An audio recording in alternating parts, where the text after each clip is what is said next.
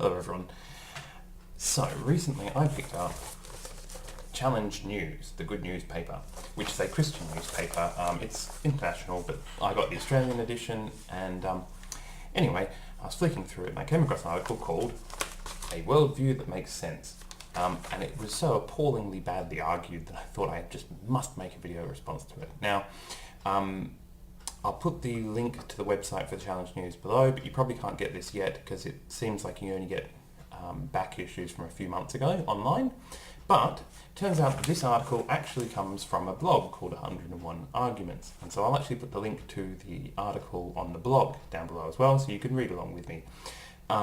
It seems to be a word-for-word copy.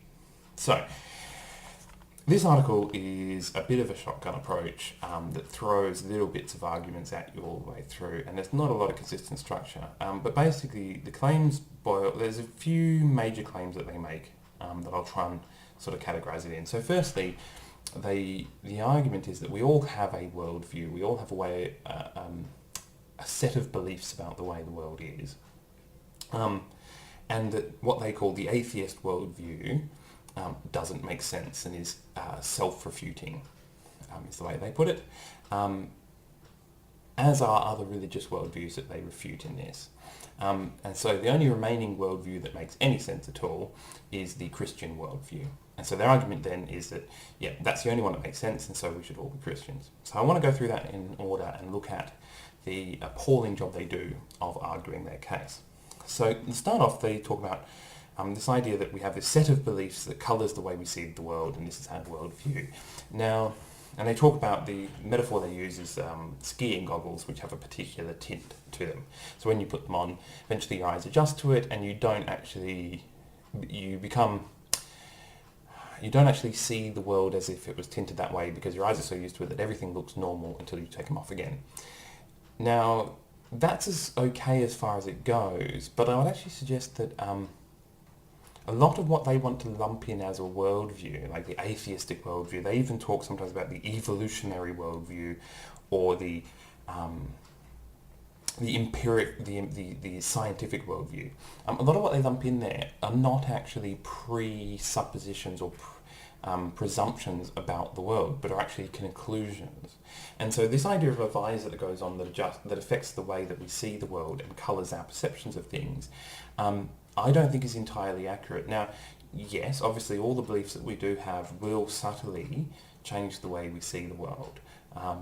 We know that that's the way that human psychology works, is that we can't help but fall into traps of things like confirmation bias. So the things that we believe affects the way that we see the evidence presented to us. But more broadly speaking, a lot of what they would say about things like atheism, empiricism, rationalism, a belief in science, say, are actually conclusions that people have come to by looking at the world. And in fact, for most societies, for most of the history of humanity, most people have been believers in God. And so most people who have become atheists by looking at the world through their God glasses, as it were, and yet the facts have been so compelling that they've changed their mind. And it's not true for all atheists, obviously, but this is true for at least some significant chunk of them. And so to compare, say, atheism in general to this idea of a visor that colours the way you see things kind of misses the point that actually for a lot of people, atheism is a conclusion that they come to rather than a presupposition they start with. And that this idea of it being a presupposition that colours the way you see the world is much more accurate for most people, for believers rather than for atheists. That seems to be the way that a lot of believers see the world. They're raised and inculcated into a faith that then colours the way they see the evidence.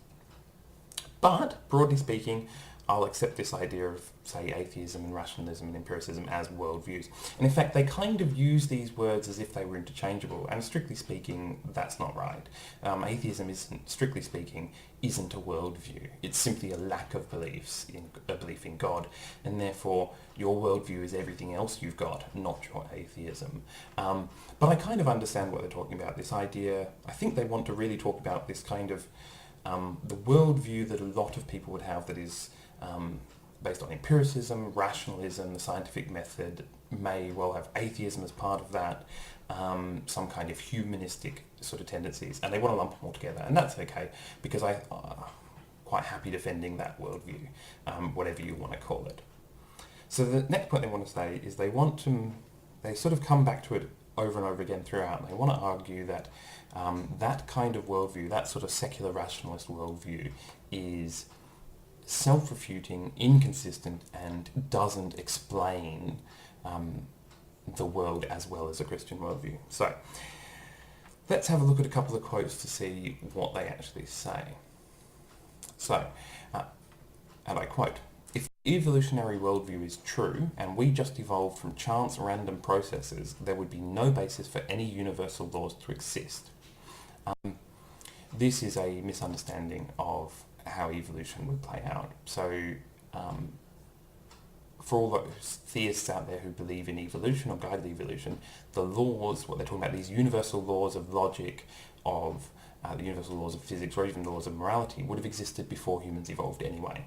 And in fact, even on a very literal biblical reading, humans weren't created until some way into the creation process, and before then, these universal laws would still exist because they are universal laws. And therefore, this idea that these universal laws couldn't exist if we evolved falls at the first hurdle. I think what they were possibly trying to argue was that we would have no basis for discovering these universal laws if we evolved from chance random processes. And firstly, that's not true. Human beings have evolved, and we've evolved not necessarily to be correct in every single aspect of belief, that we do have cognitive biases that often have served an evolutionary purpose, but that doesn't mean that we can't overcome those biases and discover the laws of the universe as they were. In fact, there's a fairly strong argument that that's precisely what we've done. And secondly, even if it was absolutely true that the evolutionary worldview, that if we'd evolved we couldn't rely on our cognitive faculties, this wouldn't necessarily show that it's nonsensical for universal laws to exist. Okay, so what else have they got to say about the sort of rational secular worldview? And I quote, "Empiricism says that true knowledge can only be known by the scientific method. However, this view is self-refuting because it cannot be scientifically tested itself." Now, anybody who's read I Don't Have Enough Faith to Be an Atheist will recognise this as a roadrunner tactic. So the idea here is that, if you believe that the only way you can get knowledge is through the scientific method, then how do you justify that belief? Because you can't, that belief in itself can't be justified by the scientific method, they claim. Now, firstly, for a lot of empiricists, certainly sort of contemporary people with sort of contemporary empirical view of the world, the idea that knowledge can only be gained by the scientific method is a conclusion, not a presumption or an assumption about the world. This is something that a conclusion we've come to by throughout the history of humanity, of trying all sorts of different methods of arriving at truth, and the methods that have worked have become the scientific method. There was no dogmatic approach saying, look, this is the scientific method and this is not, and we're just going to stick to this, and then by luck it turns out that maybe that was successful and these ones weren't, or we've dogmatically stuck to these methods. Essentially what's happened is people have tried their utmost to discern the truth about the world, and those methods that have been good at that have become known as the scientific method, and those methods which have failed have been discarded. And so there wasn't a sort of a sort of presumption beforehand that we were going to follow an empirical method. That's all that science was going to be. It simply was that's what emerged as part of the winners in the race to discerning truth. Now, even on their naive roadrunner strategy, which I actually think fails on a number of levels, it fails even on the basic level, that actually the scientific method is testable using the scientific method. this essentially is when the same as what Dawkins says, that when you base things on the scientific method, they work. When you build aeroplanes according to the way that the facts that science have delivered to us, they fly. No other method is capable of producing this. No religious person, no holy text has allowed us to discover basically anything about the world that we haven't been able to discover scientifically. That in itself is a scientific verification of the scientific method. And on another level, even if it was true that you couldn't justify the scientific method by using the scientific method, that's a fairly common situation and isn't a flaw in it. It's about applying the right method to the right things. And so most of our methods have axioms or starting points or some kind of foundation that you start from. And yes, it would be circular to be able to try and prove that using the method itself. That doesn't mean that that foundation or those axioms aren't justifiable. They're just not justifiable using the scientific method. And so I doubt that there are many people who would say that the only sole way to true knowledge is through the scientific method, because we all accept that there are these assumptions we have to make about the naturalistic, the methodological naturalism of the scientific method is in itself somewhat of an assumption that isn't necessarily a priori justified. It's justified by its success that comes afterwards. Okay, let's have a look at another quote about how they think that the non-religious worldview fails, and I quote, "A good question here to the agnostic would be, do you know that you don't know about God?" And this was so pointlessly stupid, I couldn't quite believe it was in there, because they've completely confused the point. Somebody who is agnostic, and there are a few different definitions of that, but somebody, in this context, what they're talking about is agnosticism as in the claim that somebody does not know whether a God exists or a God doesn't exist. So somebody who says that knowledge is beyond them.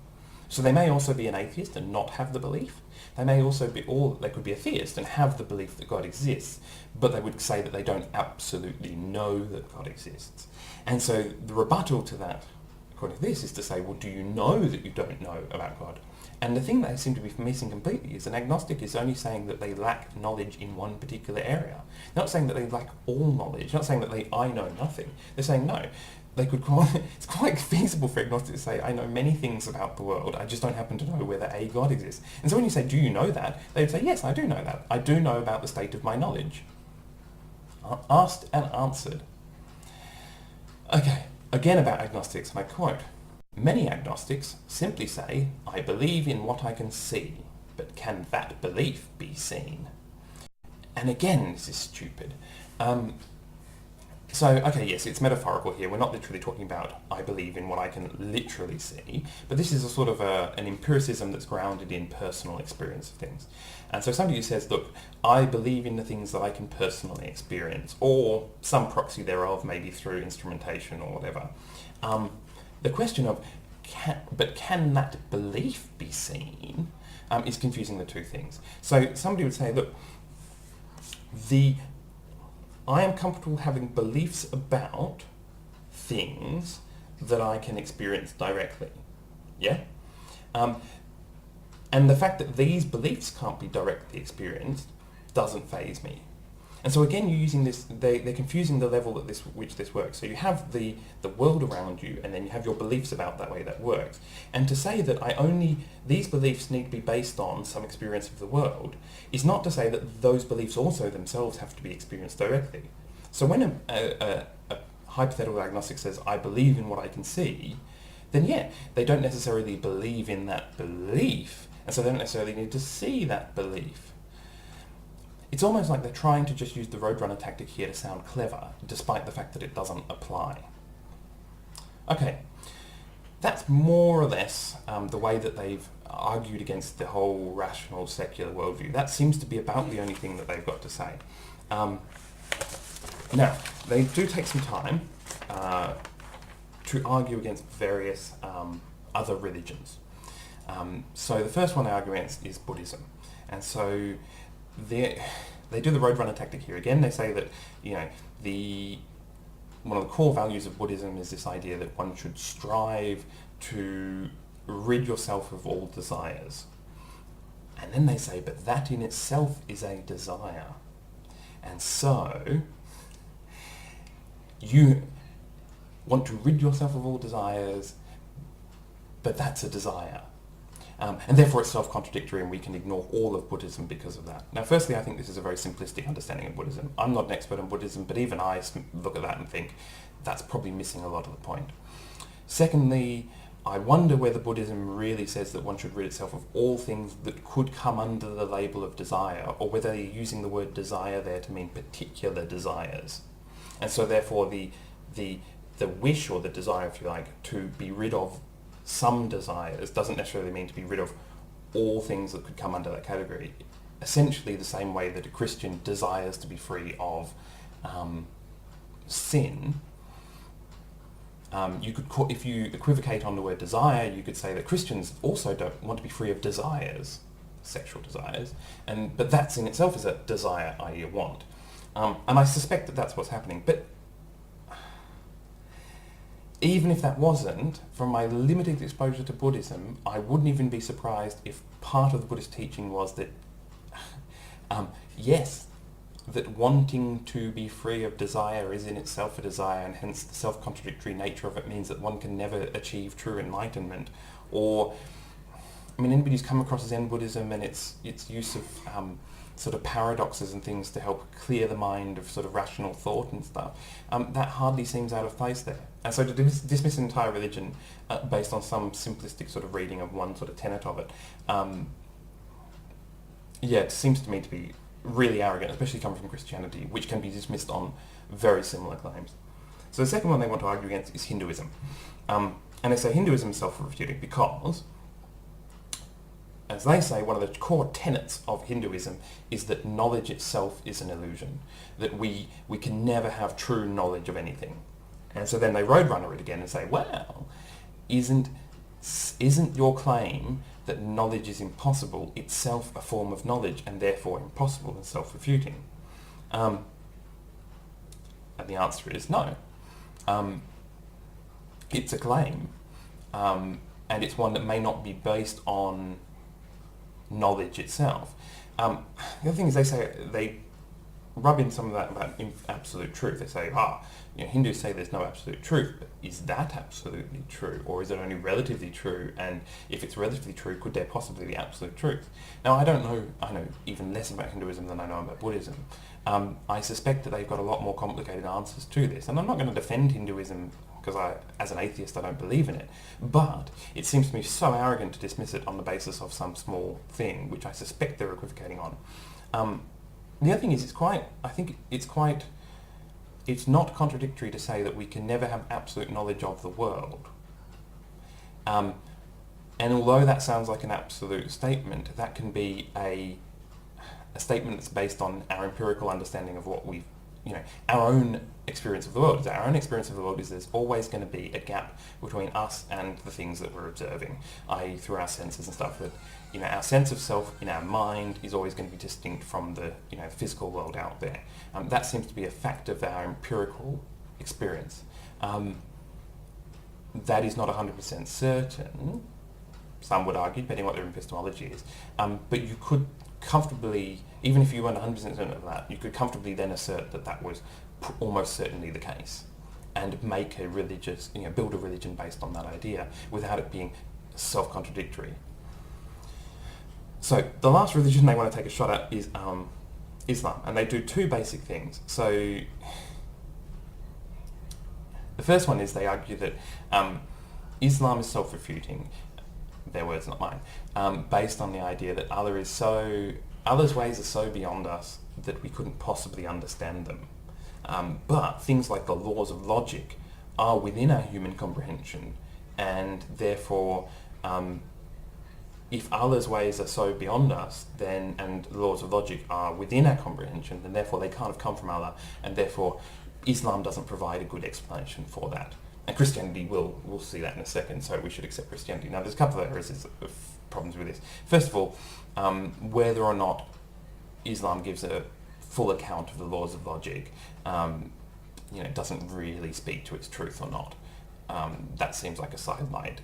That's hardly evidence to refute it. That just says about whether it's a consistent answer to all of your questions about the universe. The second thing is the idea that other is beyond our human comprehension sounds awfully like a lot of Christians would argue whenever you ask them sort of tricky questions about God. His ways are beyond us, and his ways are not to be understood if we can't, ask you a tricky question. And then the second argument against Islam is that Islam says that the Bible has changed, because the Quran and the Bible contradict themselves in various passages, apparently, and therefore the way that the Muslims, resolve that contradiction is to say that the Bible must have been changed from that it was the perfect word of God when it was first written or whatever, and it's changed since. And then they claim that this is not true. In the article they claim this is not true because we've got copies of the Bible from before the Quran was written, and the copies we've got now are identical, which I'm pretty sure is wrong. And even if it was, this idea that somehow the only way that the holy books of Islam can be more contradictory than the holy books of Christianity simply because they've got another one to add to it, and so they've got more opportunities for contradiction. The Bible, anybody who knows anything about the Bible who is not already committed to it being absolutely 100% inerrant, anybody else who looks at it, is sure that there are plenty of mistakes in it, plenty of contradictions, plenty of things that just don't match up, that are possibly explainable if you twist yourself into enough knots, but on the plain reading of things, or even on a sophisticated reading of things, simply are contradictions. And so that claim is just terrible. Now, so their argument so far has been that, yep, we've all got these worldviews, which I don't think stacks up too well, but okay. Atheist worldview is terrible because it's, self-contradictory and we'll just do a roadrunner on it. All these other religions are also terrible because we'll just do a roadrunner on it. So, what are we left with? Well, what they then want to say is that Christianity is the only one that makes sense, and that this should be, I'll leave to decide whether or not making sense is really all that important, but so let's have a good quote from them. We all know instinctively that God exists, and to argue otherwise is like someone trying to argue that air doesn't exist and at the same time breathing. Atheists have no good explanation for why laws of logic exist. Okay, so this is straight up presuppositional apologetics. The idea that because, in their opinion, the only basis for the laws of logic is God, whenever anybody uses the law of logic, they are essentially borrowing from Christianity. First of all, they've got no evidence for this. Secondly, their arguments for it are poor. Essentially, it amounts to an argument for ignorance, that they knock down any proposed explanation for the laws of logic. They say, no, that can't possibly explain it because the laws of logic, they fall into a kind of Platonism, and idealism says that the laws of logic must be some fantastic thing that exists outside of nature, outside of the material world, and therefore you need to have some kind of God to in order to justify your usage of it. There are a lot of good arguments against that. There's a lot of possible explanations for how the laws of logic could exist without any God. They haven't argued any here. The best responses they've given in this relatively brief thing is the roadrunner tactic, which they've even misapplied. So I don't find that particularly convincing. Another quote. The biblical worldview is the only self-consistent worldview that does not refute itself. It explains why we have laws of logic, laws of nature, and laws of morality. They are a reflection of the Creator God revealed to us in the Bible. So here's the thing. Even if all of what they'd said up to now is true, even if I'd accepted all of that, yep, the atheistic worldview, as they want to call it, is self-refuting. Yep, all the other, Buddhism, Hinduism, Islam, self-refuting, can't possibly be true. They still haven't actually advanced anything to suggest that the biblical worldview is self-consistent. They've produced no evidence and they've produced no argument. And that is a false dichotomy, to say that if all of those are false, self-contradictory, therefore Christianity must be true. Even if they'd knocked down every other possible explanation that had been presented by people and shown it to be self-contradictory, it still wouldn't mean that Christianity is true. in order to win by default, you actually have to knock down every possible argument, not just the ones that have been put forward. And this kind of thing gets done in maths all the time, but rarely gets done in philosophy, and certainly not in theology. And so there's still the possibility that, a God might exist that we have no experience of. And so you'd have to actually knock down every possible thing in order to win by default, or, as most worldviews try and actually do, is present argument and evidence for your worldview. And that's what they've singly failed to do here. And their explanation that simply that these laws of logic, etc., are a reflection of the Creator God, is a kind of non-explanation. In that, it doesn't tell us anything about the laws of logic, nature, or morality, except in a theological sense about what we know about God. But it doesn't show us. It's quite different from a scientific explanation. So if we have a scientific explanation about the laws of logic and we ground it in sort of a naturalistic worldview, some human psychology and evolution, etc., then what we have is mechanisms by which we come to understand how it is that people may have developed these laws of logic, why it is that so many people around the world would have come to similar things, also why some people will have it different from other people, etc., and the mechanisms by which this works. And sure, it won't never explain it completely. We can always dig down deeper. But at least on each level, as we gain an understanding, we actually have an understanding about how the mechanism works and we can model it. The God explanation is a non-explanation because it doesn't even give us that. It just simply says that God did it. It doesn't tell us about how he did it. So how did God imbue the world with the laws of logic? How did God ensure that people came to understand it? And the laws of nature and the laws of morality. How was this done? The only explanation they have, Christians have and other religious apologists, is through metaphor. They say, the laws of morality is written on our heart. Well, what does that mean? Well, it's part of your conscience. Well, how do we get a conscience? God gave it to you. Yes, but how does he actually, what's the mechanism for that? He sort of ensouled you. He put a soul in you, and that's what he did. Well, how did he do that? Well, his ways are beyond us and they're mysterious. And that's why it's a non-explanation. It doesn't actually tell us how these things work. It just fills in that gap with a God did it. And that's ultimately why these arguments fail. That even if all of their unsupported assertions about other religions and worldviews were actually true, and even if their constant use of the roadrunner tactic was actually valid, which it isn't in these cases, they actually provide no positive evidence or positive proof of their own religious claims. And that's where it fails the worst. And so I find myself having made a half-an-hour video about what is a rather short article, simply because of the level of stupidity in it. So, here's looking forward to next month, where I'll see if I can find another one of these. I hope you've enjoyed the video, and I'll see you next time. Bye.